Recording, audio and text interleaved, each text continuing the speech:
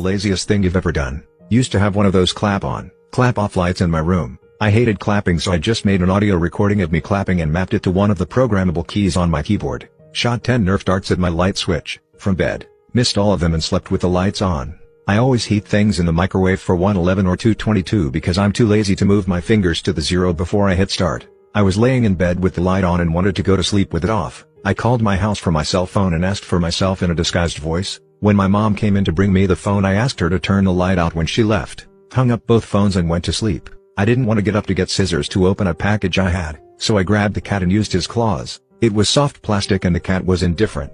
I tried to skip to the good part of a 33 seconds YouTube video. I ran out of clean bowls for cereal, so I lined the bowls with foil over the old food and made a bowl of cereal. After that I threw away the foil and did it again the next day. Washed bed sheets.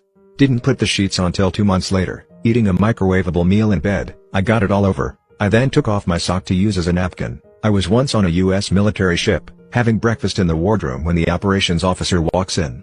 This guy was the definition of not a morning person. He's still half asleep, bleary-eyed.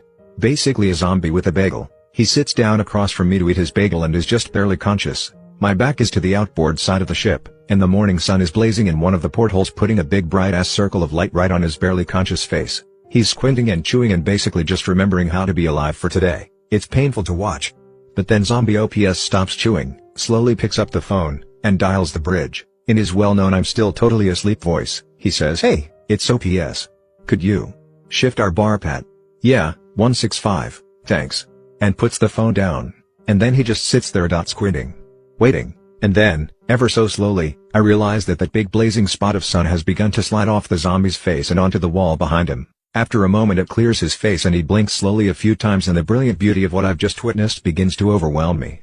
By ordering the bridge to adjust the ship's back and forth patrol by about 15 degrees, he's changed our course just enough to reposition the sun off of his face. He's literally just redirected thousands of tons of steel and hundreds of people so that he could get the sun out of his eyes while he eats his bagel. I am in awe.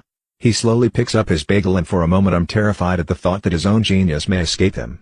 That he may never appreciate the epic brilliance of his laziness. But between his next bites he pauses, looks at me, and gives me the faintest, sly grin, before returning to gnaw slowly on his zombie bagel.